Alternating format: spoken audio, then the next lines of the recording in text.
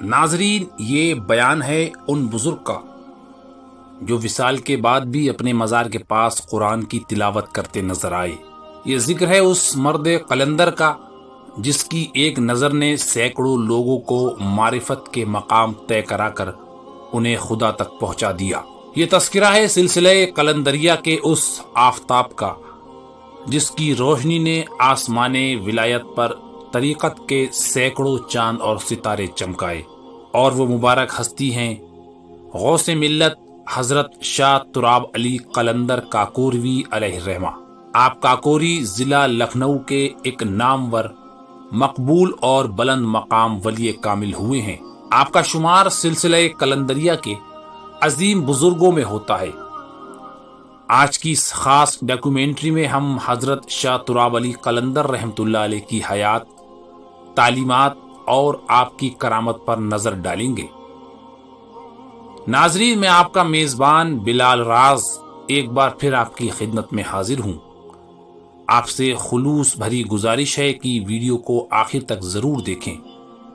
اگر آپ چینل پر پہلی بار تشریف لائے ہیں تو سبسکرائب کرنا نہ بھولیں، ساتھ ہی ویڈیو کو لائک شیئر کرتے ہوئے کمنٹ کے ذریعے اپنی رائے ضرور دیں۔ اگر چاہیں تو چینل کو جوائن کر کے ہمارے اس روحانی مشن میں سہیوگ بھی دے سکتے ہیں تاکہ ایسی معلوماتی ویڈیوز ہم زیادہ سے زیادہ آپ کی خدمت میں پیش کر سکیں۔ تو آئیے اس مبارک سفر کا آغاز کرتے ہیں۔ غوث ملت حضرت شاہ تراب علی قلندر رحمۃ اللہ علیہ سن 1181 ہجری مطابق 1767 عیسوی کو قصبہ کاکوری کے ایک معزز علمی اور روحانی گھرانے میں پیدا ہوئے۔ آپ کے والد ماجد کا اس میں گرامی عارف باللہ حضرت شاہ کاظم علی قلندر تھا، جو اپنے وقت کے کامل الحال صوفی اور اکابر اولیاء کرام میں سے تھے۔ آپ کلید عرفاں حضرت شاہ باسط علی قلندر الہ آبادی کے مرید و خلیفہ تھے۔ آپ علوی سید تھے اور آپ کا سلسلہ نسب حضرت محمد حنفیہ کے ذریعے مولا کائنات حضرت علی علیہ السلام تک پہنچتا ہے۔ حضرت شاہ تراب علی قلندر کی ابتدائی تعلیم اپنے والد ماجد کے زیر سایہ ہوئی۔ آپ بچپن سے ہی کافی ذہین اور پڑھنے کے شوقین تھے، اس لیے والد ماجد کی توجہ آپ کی جانب زیادہ تھی اور آپ ان کے بڑے چہیتے تھے۔ 7 سال کی عمر سے ہی آپ نے ظاہری تعلیم کے ساتھ ساتھ نماز تہجد کی پابندی شروع کر دی، اور 12 سال کی عمر سے آپ کے والد ماجد نے آپ کی باطنی تعلیم کا آغاز کر دیا اور اپنے خاندانی اوراد و وظائف کے ساتھ اذکار قلندریہ بھی تعلیم فرمائے۔ آپ کی ذہانت کا یہ عالم تھا کہ آپ کے والد ماجد حضرت شاہ کاظم علی قلندر اپنے کسی مرید کو جب کوئی دعا یا نماز سکھاتے تو آپ اسے ایک بار میں ہی سن کر یاد کر لیتے۔ جب آپ کی عمر 15 سال ہوئی تو آپ کے والد ماجد نے امور خانہ داری آپ کے سپرد کر دیے۔ تب سے گھر کا ہر کام آپ ہی کیا کرتے تھے، لیکن اس کے باوجود کبھی کسی شغل یا وظیفے میں کمی نہیں ہوتی۔ آپ نے عربی و فارسی کی کتابیں ملا قدرت اللہ بلگرامی اور کچھ کتابیں مولانا حمید الدین محدث کاکوروی سے پڑھی۔ ساتھ ہی قاضی القضات قاضی محمد نجم الدین علی خان بہادر اور مولوی فضل اللہ نیوتنی سے بھی علم ظاہری کی تعلیم حاصل کی۔ تصوف و روحانیت کی تعلیم آپ نے والد ماجد عارف باللہ حضرت کاظم علی قلندر سے حاصل کی۔ آپ کے والد ماجد جب چلے میں بیٹھتے تو آپ کو بھی ایک حجرے میں تنہا بیٹھنے کا حکم دیتے۔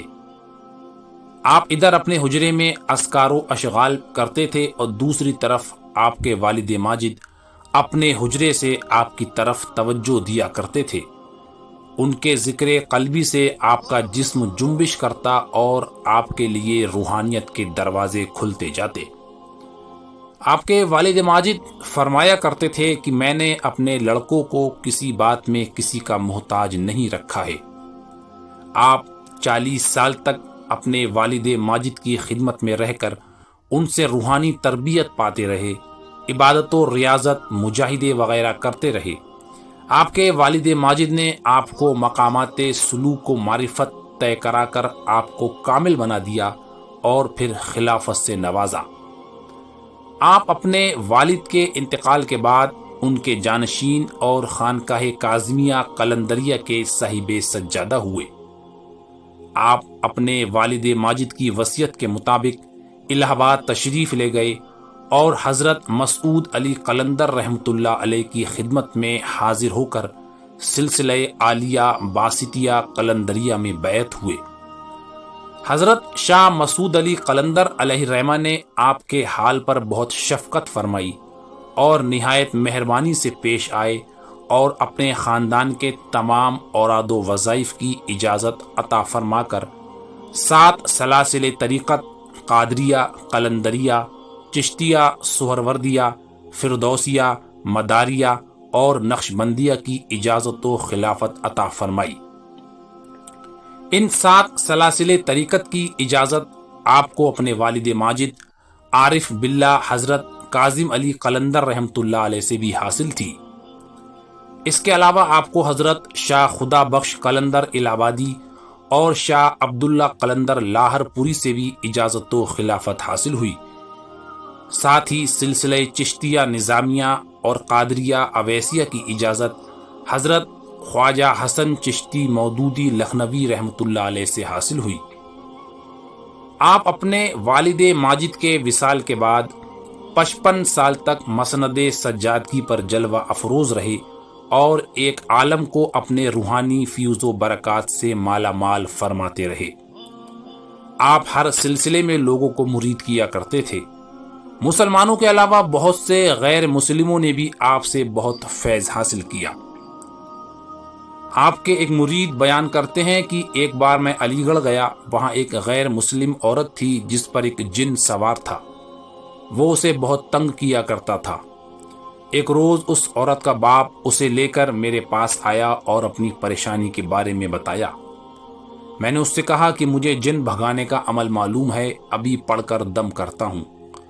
میں نے وہ عمل کیا تو وہ جن فوراً اتر گیا، لیکن یہ کہہ گیا کہ تم شاہ تراب علی قلندر کے مرید ہو، اس لیے تمہاری رعایت کرتا ہوں، ورنہ میں تمہیں نہیں چھوڑتا۔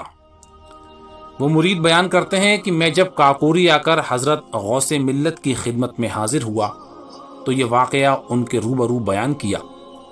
آپ نے فرمایا کہ خیر جو کچھ ہوا ہو گیا، لیکن آگے سے احتیاط کرنا اور اس طریقے کے کام نہ کرنا، کیونکہ والد ماجد عارف باللہ کا شہنشاہ جنات سے معاہدہ ہو گیا ہے کہ ہم تمہاری اولاد اور مریدین کو کوئی نقصان نہیں پہنچائیں گے۔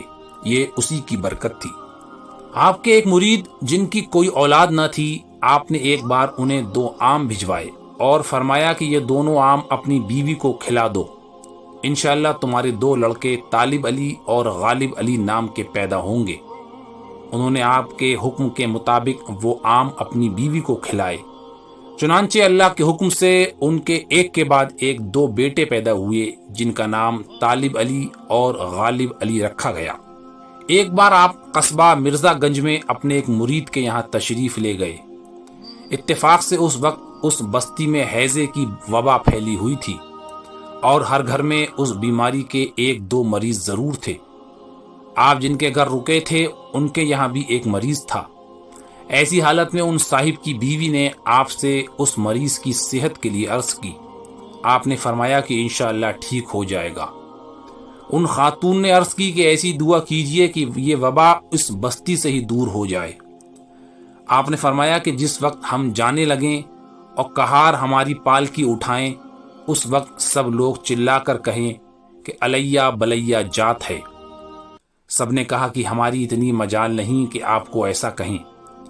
آپ نے فرمایا کہ جب تک ایسا نہ کہو گے یہ بلا دفع نہ ہوگی۔ آخر مجبور ہو کر آپ کے حکم کی تعمیل کی گئی۔ آپ کی سواری آبادی سے نکلتے ہی وہ بلا ہمیشہ کے لیے اس بستی سے دفع ہو گئی۔ 3 شخص آپ کی خدمت میں حاضر ہونے کے لیے آ رہے تھے۔ راستے میں کہنے لگے کہ حضرت لوگوں کو رخصت کرتے وقت کچھ نہ کچھ تبرک دیتے ہیں۔ ایک نے کہا مجھے تو مسلح کی ضرورت ہے، دوسرے نے کہا کہ مجھے کٹہل کی، تیسرے نے کسی دوسری چیز کی خواہش کا اظہار کیا۔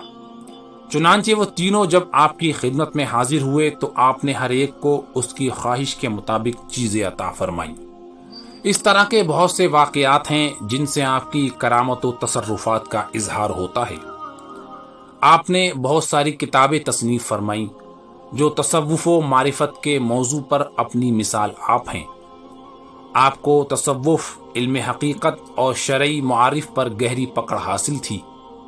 آپ نے اپنی زندگی کا ہر لمحہ یاد الہی میں سرشار رہ کر گزارا، مگر اس کے باوجود آپ نے تصوف کے نازک اور اعلیٰ مضامین پر کئی گہری اور متاثر کن کتابیں بھی تصنیف فرمائیں۔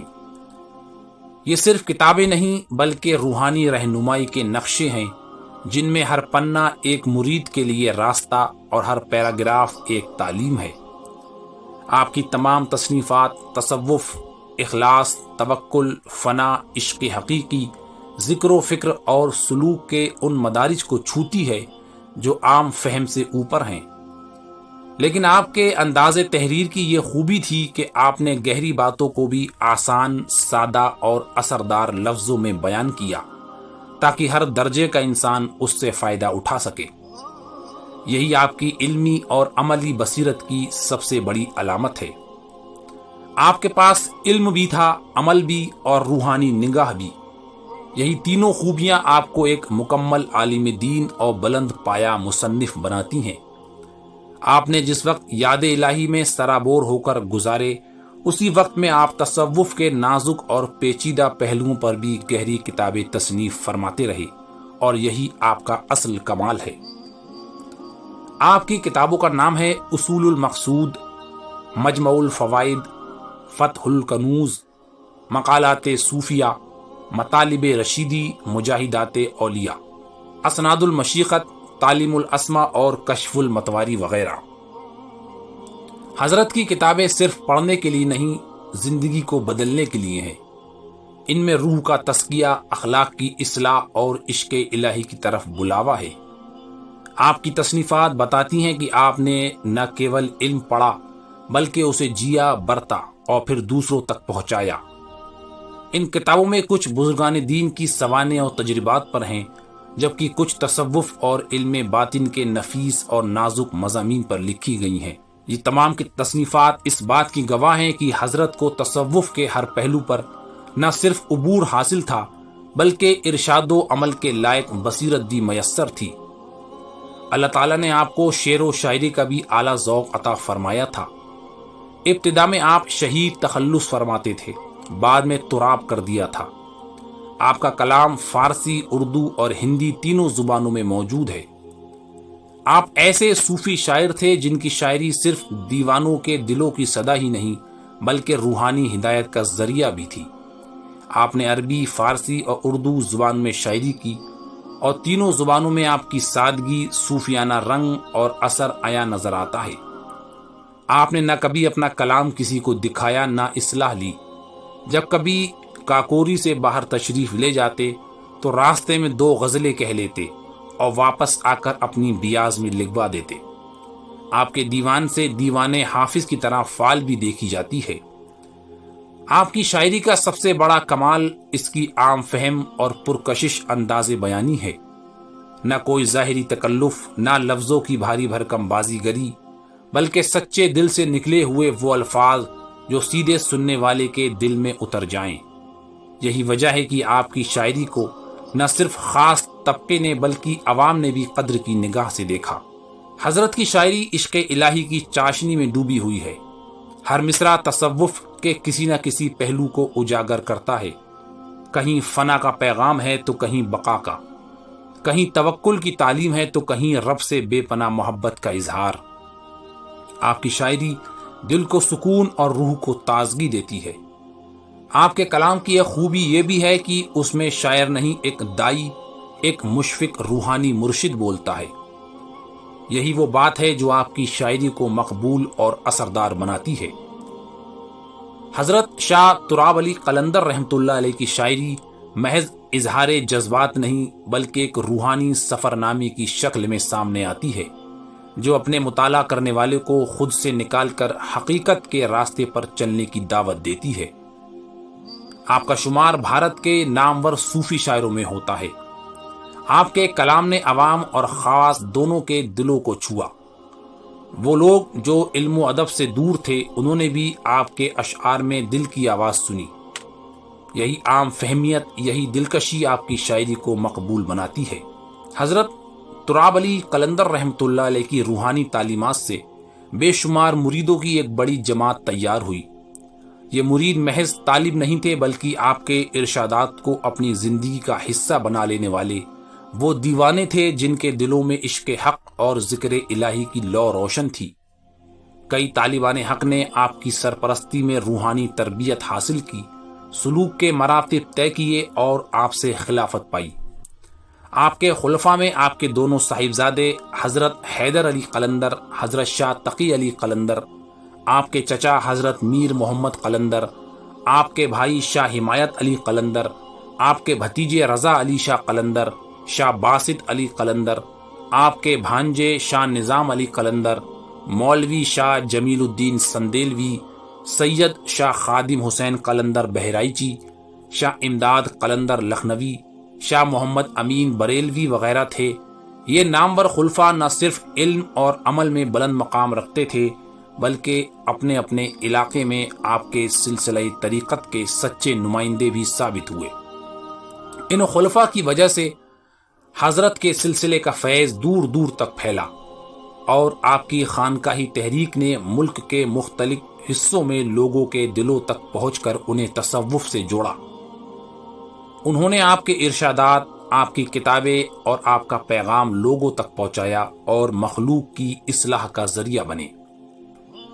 آپ اپنے آخری وقت میں نہایت ضعیف ہو گئے تھے، کیونکہ آپ کی عمر 94 سال ہو چکی تھی، لیکن اس ضعیفی میں بھی آپ روزانہ 200 رکعت نفل نماز پڑھتے تھے اور فرماتے تھے کہ صوفی کا وظیفہ دن اور رات میں اس سے کم نہیں ہونا چاہیے، اور مریدین و طالبین کو بھی اس کی ہدایت فرماتے، ساتھ ہی اپنے آخری سفر کے متعلق بھی خبر دیتے رہتے۔ بالآخر 94 سال کی عمر میں 4 جمادی الاول 1275 ہجری مطابق 1857 عیسوی کو آپ نے وصال فرمایا۔ آپ کا مزار شریف قصبہ کاکوری کے مشہور تقیے میں اپنے والد ماجد کے روضے کے برابر ایک عالی شان عمارت میں ایک بڑے گنبد کے نیچے مرجع خلائق ہے۔ دوستو، آپ میں سے کون حضرت تراب علی قلندر رحمۃ اللہ علیہ کے آستانے پر حاضر ہوا ہے؟ کمنٹ میں ضرور بتائیے۔ بعد وصال بھی حضرت کے مزار سے بہت ساری کرامات ظہور میں آتی رہیں۔ چنانچہ قطب الاقطاب حضرت حافظ علی انور قلندر فرماتے ہیں کہ ایک بار میں آپ کی درگاہ کے دروازے پر پہنچا تو معلوم ہوا کہ اندر کوئی سورہ واقعہ پڑھ رہا ہے۔ میں نے دروازہ کھولا تو دیکھتا ہوں کہ حضرت تراب علی شاہ قلندر اپنے مزار سے تکیہ لگائے سورہ واقعہ پڑھ رہے ہیں۔ میرے دل میں خیال آیا کہ کہیں یہ میرا وہم تو نہیں۔ یہ خیال آتے ہی آپ بلند آواز سے تلاوت کرنے لگے۔ جب میں 2 رکوع آپ کی زبان مبارک سے سن چکا تو شوق کے عالم میں آپ کی قدم بوسی کو آگے بڑھا، مگر یکایک آپ نگاہوں سے اوجھل ہو گئے۔ حضرت شاہ تراب علی شاہ قلندر رحمۃ اللہ علیہ کا سالانہ عرس آپ کے وصال کی تاریخ کو بڑی عقیدت اور محبت کے ساتھ منایا جاتا ہے۔ اس دن آپ کے آستانے پر ہندوستان کے مختلف حصوں سے عقیدت مندوں، مریدوں اور چاہنے والوں کا ہجوم امڑ پڑتا ہے۔ آپ کی ذات سے محبت رکھنے والے لوگ دور دراز سے سفر کر کے حاضری دینے آتے ہیں اور اپنے دلوں کو روحانی تسکین اور تازگی سے بھر لیتے ہیں۔ ناظرین، یہ ویڈیو آپ کو کیسی لگی ضرور بتائیں، اور اگلی ویڈیو آپ کس بزرگ کی دیکھنا چاہتے ہیں کمنٹ کر کے ضرور بتائیں۔ انشاءاللہ جلد پھر ملاقات ہوگی۔ ہمیں دعاؤں میں ضرور یاد رکھیں۔ اللہ حافظ۔ اس ویڈیو کو لائک کر کے اپنے احباب میں شیئر کریں اور چینل کو سبسکرائب کر کے بیل آئیکن کو بھی ضرور پریس کر دیں۔ جزاک اللہ۔